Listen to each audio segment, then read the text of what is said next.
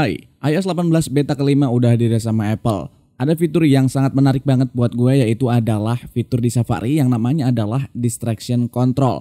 Fitur ini bisa nge-hide semua item elemen visual di Safari yang ngeganggu kita, termasuk iklan-iklan yang muncul. Itu bisa kita ilangin, mantep banget kan? Selain itu, untuk performa di iOS 18 beta kelima ini juga mantep banget menurut gue. Bisa memuaskan gue sebagai user dan gue sangat nyaman banget di iOS 18 beta yang kelima ini. So, langsung aja kita bahas. Let's go.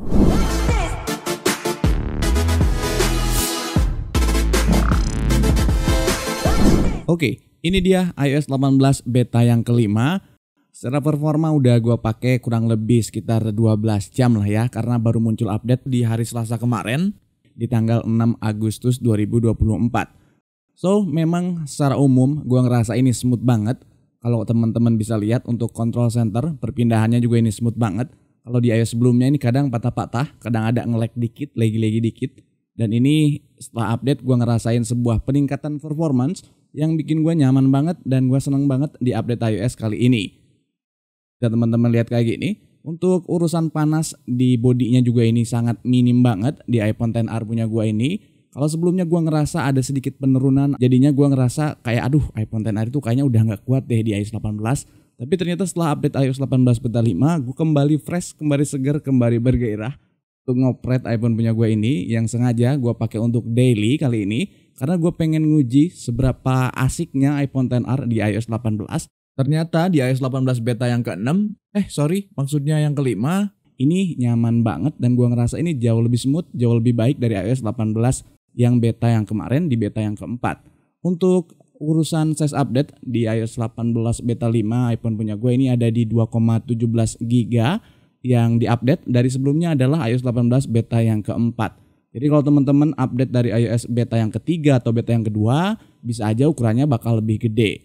Lalu mungkin bagi teman-teman yang nanya untuk yang sekarang ada di public beta, kapan update-nya? Biasanya secara umum memang untuk public beta itu selisihnya sekitar 2-3 hari setelah rilis developer beta. Jadi teman-teman tunggu aja. Nanti setelah rilis itu fiturnya sama banget kayak iOS 18 beta yang kelima ini. Jadi nggak ada salahnya kalian simak video ini sampai selesai biar kalian tahu nanti apa aja yang akan didapat di iOS public beta yang ketiga. Dan buat teman-teman yang baru berkunjung ke channel ini, jangan lupa subscribe, nyalain loncengnya biar nggak ketinggalan informasi terkini dari iBrother Channel. Lanjut, berikutnya adalah adanya di perbaikan bugs di emoticon.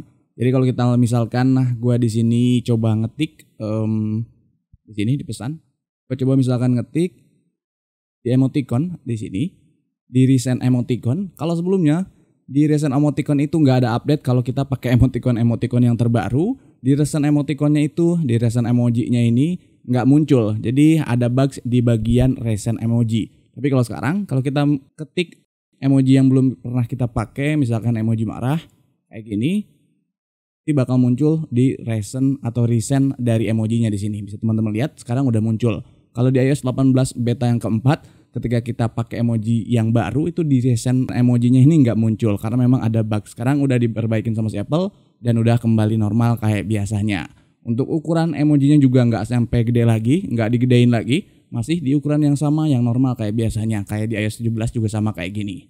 Berikutnya kalau iPhone kita koneksikan dengan aplikasi Trio Tools ke PC atau laptop kita, sekarang udah bisa kebaca file-file fotosnya. Kalau sebelumnya itu di beta sebelumnya masih belum kebaca dan ngeblank saat kita buka file fotos di Trio Tools.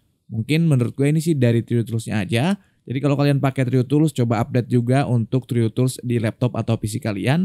Nanti udah bisa kembali digunakan kayak biasa. Lalu ada beberapa perubahan yang terjadi di iOS 18.5 ini. Yang pertama adalah di bagian lock screen-nya. Kalau teman-teman aware atau kalian mungkin ngeliatin atau memperhatiin bagian icon dari lock screen-nya ini, sekarang itu ukurannya size-nya sedikit lebih kecil daripada versi sebelumnya. Bisa teman-teman lihat, mungkin teman-teman nggak ngeh karena memang ukurannya itu dikecilinnya nggak terlalu signifikan. Cuman intinya di icon dari lock screen ini ukurannya lebih kecil kayak gitu. Masih ngomongin di bagian icon, di control center juga di sini ada perubahan. Kalau kita tambahkan di sini iconnya, kita tambahin add control. Di beberapa iconnya ini ada beberapa redesign icon yang ngebuatnya mungkin Apple pengen trial and error, pengen cari icon-icon yang sekiranya desainnya itu menurut mereka bagus. Misalnya aja di sini di connectivity, coba gua bandingin dengan versi sebelumnya sebentar. Oke, bisa teman-teman lihat ini adalah iOS 18 beta yang keempat dan yang di sini adalah iOS 18 beta yang kelima. Di bagian connectivity ini ada beberapa perubahan icon kayak di cellular data kalau di iOS 18 beta 4. Kalau di iOS 18 beta yang kelima kayak gini. Sinyalnya itu kayak bar sinyal kayak biasa. Tapi kalau di iOS 18 beta yang keempat, cellular datanya itu kayak gini. Masih dengan icon yang berbeda. Dan untuk icon ini memang ada beberapa icon lain juga yang diubah. Cuman gua nggak bahas secara detail. Ini cuman ngasih gambaran aja. Ada beberapa perubahan di iconnya kayak gitu. Apple biasalah. Namanya beta pasti ada perubahan. Ada yang dikurangin, ada yang tambahin, ada yang dikembaliin, ada yang dimodifikasi kayak gitu. Dimodif-modif sesuai dengan maunya Apple. Untuk finalnya nanti lihat kayak gimana. Oke, kita lanjut. Berikutnya adalah di bagian home screen. Kalau kita di sini modif home screen, kita ubah, kita edit, klik. Di bagian atas, menu atas ini sekarang ada opsi edit pages. Kalau sebelumnya cuma add widget dan customize aja. Kalau sekarang kita bisa melakukan edit pages. Kita akan coba klik. Maka kayak gini muncul pages yang udah terisi ikonnya, tinggal kita edit, tinggal kita ubah aja sesuai dengan maunya kita gimana. Kayak gitu. Lalu berikutnya masih di bagian home screen, kalau kita klik edit, lalu kita customize. Nah, di bagian sini ada perubahan posisi. Kalau sebelumnya fitur atau pilihan menu otomatis itu ada di sebelah yang paling kiri. Kalau sekarang digeser jadi like yang sebelah kiri, di tengahnya ada dark dan otomatis. Lalu yang tint masih di sebelah kanan kayak gini. Ini cuman perubahan posisi aja, secara fitur nggak ada yang berubah. Jadi sekali lagi ini trial and error. Kira-kira Apple nanti di finalnya kayak gimana? Kita akan tunggu kurang lebih 1 bulan ke depan. So kita nikmatin aja untuk perubahan-perubahan yang terjadi di setiap update betanya. Oke, berikutnya masih di bagian icon. Kalau teman-teman masuk ke dark mode, kita masuk ke dark mode. Lalu teman-teman bisa perhatiin di sini. Untuk icon Maps dan icon Find My, ini ada redesign dari Apple untuk iOS 18 beta yang kelima ini. Bisa teman-teman bedain dengan beta sebelumnya, sebentar.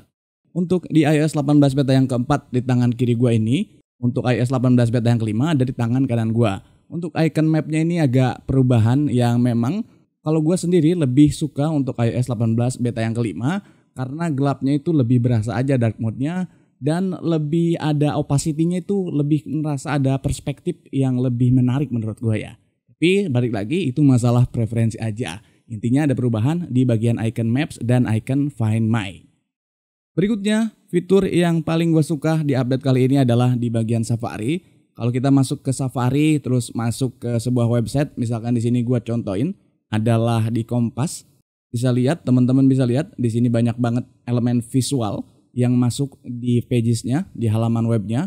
Misalkan di sini ada iklan wanita 68 tahun dengan wajah bayi. Ini kan iklan. Misalkan kita tuh kayak ngerasa terganggu dengan visual-visual yang ada di bagian website ini. Sekarang di iOS 18 beta yang kelima kita bisa hilangin, bukan hilangin sebetulnya. Kita bisa umpetin gitu ya. Di snap kayak Thanos, kita lihat bentar. Tinggal kita swipe aja ke sini, klik bagian atas menu ini, atau kalau kalian di bawah, klik bagian bawah, intinya klik bagian menu. Lalu klik bagian hide distracting item, tinggal kita klik aja. Lalu tinggal kita pilih bagian mana yang pengen kita hide, misalkan iklan ini pengen kita hide. Kita klik aja kayak gitu iklannya, lalu klik hide. Maka iklannya di snap hilang, kayak gitu, kayak dihilangin sama Thanos. Lalu berikutnya misalkan ada elemen visual lain yang pengen kita hilangin lagi. Bukan cuma iklan ini, apapun elemen visual yang ada di websitenya bisa kita hide, termasuk teksnya. Misalkan teks ini kayaknya gua nggak butuh deh. Tinggal kita klik hide itu bisa kayak gitu. Atau video di sini di bawah tinggal kita klik, kita hide itu hilang kayak gitu. Jadi elemen apapun, elemen visual apapun, baik teks, baik gambar, baik video yang ada di sebuah website kita bisa hilangin. Kayak gini misalkan di bawah ganggu, kita hide aja kayak gitu, bakal dihilangin. Kalau udah semuanya diatur, tinggal kita klik bagian atas di sini, klik done dan kita bisa baca kayak gitu. Jadi mudah-mudahan bisa ngebantu kalian untuk lebih nyaman lagi kalau kita baca-baca artikel, baca-baca berita, yang hal-hal yang mengganggu kita ilangin biar kita lebih fokus untuk baca berita kayak gitu. Mantap banget sih, dan gue suka banget fitur yang satu ini. Mudah-mudahan terus diimprove sama Apple dan akan ada sampai final release-nya nanti, jangan sampai dihilangin karena gue ngerasa sangat terbantu banget. Selanjutnya perubahan berikutnya adalah di bagian photos. Di sini ada sedikit perubahan tampilan. Kalau sebelumnya kita bisa nge-swipe kanan kiri di bagian album ini, di album photos ini, kalau sekarang di iOS 18 beta yang kelima, ini nggak bisa swipe kanan kiri kayak gini. Nggak bisa swipe kanan kiri. Kita coba untuk iOS versi sebelumnya, sebentar gue ambil. Kalau di iOS 18 beta yang keempat, ini bisa swipe kanan kiri. Nge-swipe dari berbagai album yang udah kita bikin kayak gini. Kita bisa pindah-pindah. Tapi untuk di iOS 18 beta yang kelima itu nggak bisa. Lalu berikutnya adalah perubahan di bagian bawahnya, di tombol bawah. Bisa teman-teman lihat di sini. Untuk bagian untuk 18 beta yang keempat, di sini teksnya cuma customize doang. Tapi untuk yang terbaru, di sini customize and reorder. Gue deketin customize and reorder. Untuk dalamannya bisa kita cek juga, ada sedikit perbedaan. Kalau kita klik itu, bisa teman-teman lihat kalau di iOS 18 beta yang keempat, di sini kita bisa mengcustom untuk folder-folder yang kita punya, apakah kita nge-remove atau ditambahkan atau posisinya kita ubah. Tapi kalau untuk yang 18 beta yang kelima, ini cuman reorder dari folder-folder yang kita bikin atau folder-folder yang pengen kita tampilin atau pengen kita hide, itu doang perbedaannya. Secara fungsi memang tidak ada perubahan, secara fitur juga nggak ada perubahan, cuman sedikit ada perubahan di bagian UI-nya doang. Gua lebih suka untuk iOS 18 beta yang kelima. Ini masalah preferensi aja. Kalau kalian gimana? Apakah kalian lebih suka dengan tampilan yang baru 18 beta 5 atau kayak di iOS 18 beta yang keempat? Boleh kasih komen di kolom komentar dan ceritain pengalaman kalian. So buat kalian yang udah update, boleh kalian ceritain pengalamannya. Jangan lupa juga kalian lakukan forward restart, nggak akan bosan gua ngingetin teman-teman untuk selalu ngulang untuk ngingetin setiap kali update iOS berapapun iOS-nya. Lakukan forward restart untuk nge-refresh kembali bagian-bagian sistem iOS yang udah melakukan update. Dan juga jangan lupa masuk ke App Store, kalian harus dan wajib banget untuk ngecek juga aplikasi-aplikasi apa aja yang udah minta di-update. Kayak di iOS gua ini ada beberapa aplikasi yang minta di-update, tinggal kita klik aja update all. Kayak gitu, tinggal kita tunggu sampai update-nya selesai. Oke, kalau ada pertanyaan dan pengen kalian ceritain pengalaman kalian, boleh langsung aja ketik di kolom komentar. Yang belum subscribe, jangan lupa subscribe dulu biar nggak ketinggalan informasi terkini. Thank you for watching, mudah-mudahan bermanfaat. See you next video, bye-bye.